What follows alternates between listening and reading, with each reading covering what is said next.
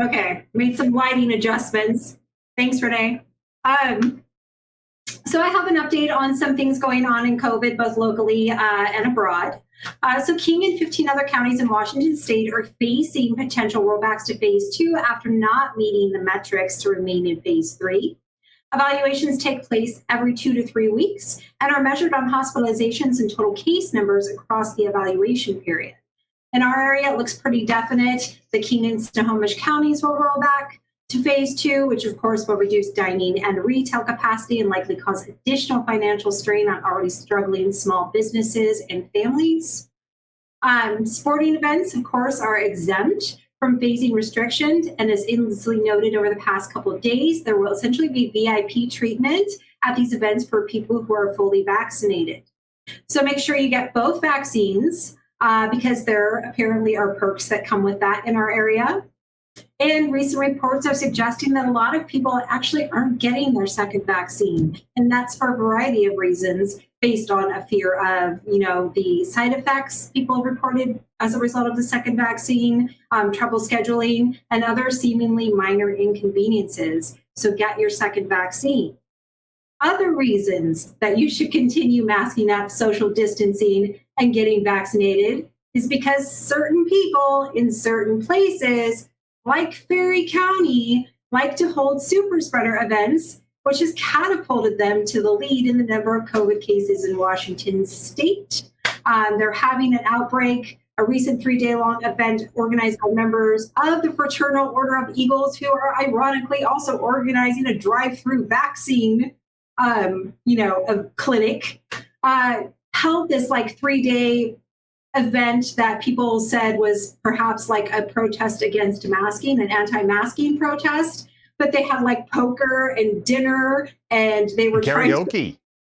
trying to recruit new members. And now they've had 106 confirmed cases since that event. 7 people have had to be taken to hospitals outside of the area, more hospitalizations in the area. And as of now, the Northeast Tri-County Health District and the Washington State Department of Health have moved Ferry County back to phase 2 as a result of this.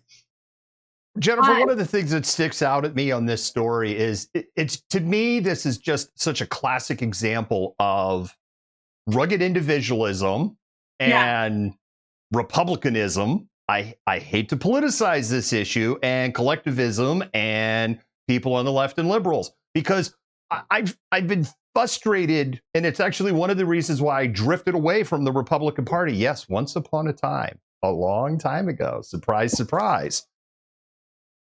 Republicans, what I find, it isn't a problem until it happens to them. Yeah. And Ferry County right now is just a great example of this. Screw your mask, screw your vaccine, right? Second lowest vaccination rate in the state of Washington. Now, what state officials are saying, they're going, how can we get more vaccine out here? Because the state just started pulling vaccines out of these counties that weren't vaxxing up.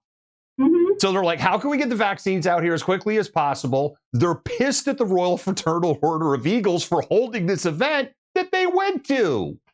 Yeah.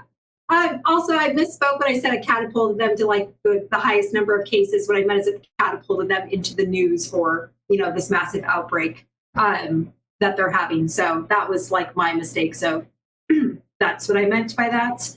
But there's 106 cases in that small, I think it was Republic that it's in, that they held it in, Republic, Washington, which is very small.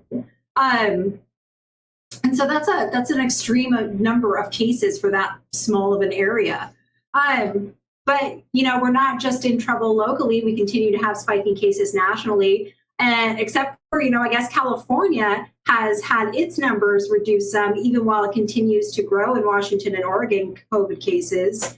But the big problem continues to remain India.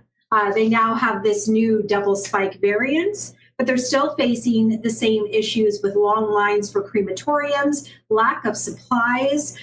It's in massive turmoil. They broke the case record over the weekend with 400,000 cases reported over the weekend in India. They also have 20 Indian states that are on the verge of like absolute lockdown. Australia has effectively banned any travel to India, but it's also important to note that it's not just India that's suffering. Nepal, which is very close by, as CNN reported, has like noted a 1,200% spike in COVID cases since mid-April.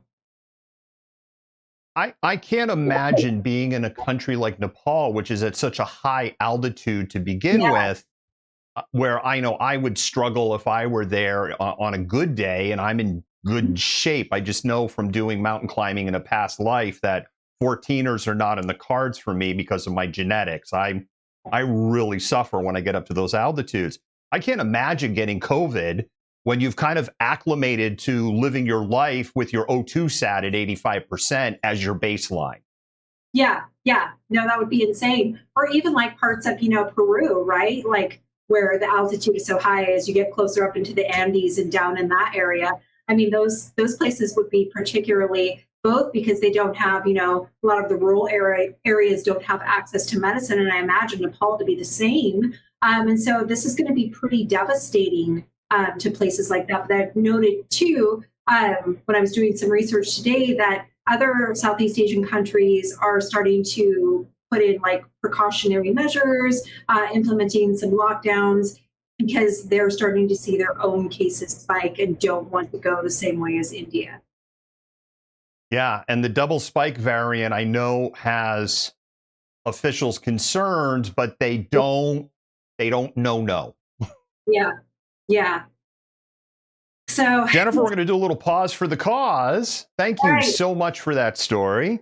wear a mask. And then we are going to go on to our next story, Okay. which is like a story, like it's an Inception story. It's like a story in a story in a story.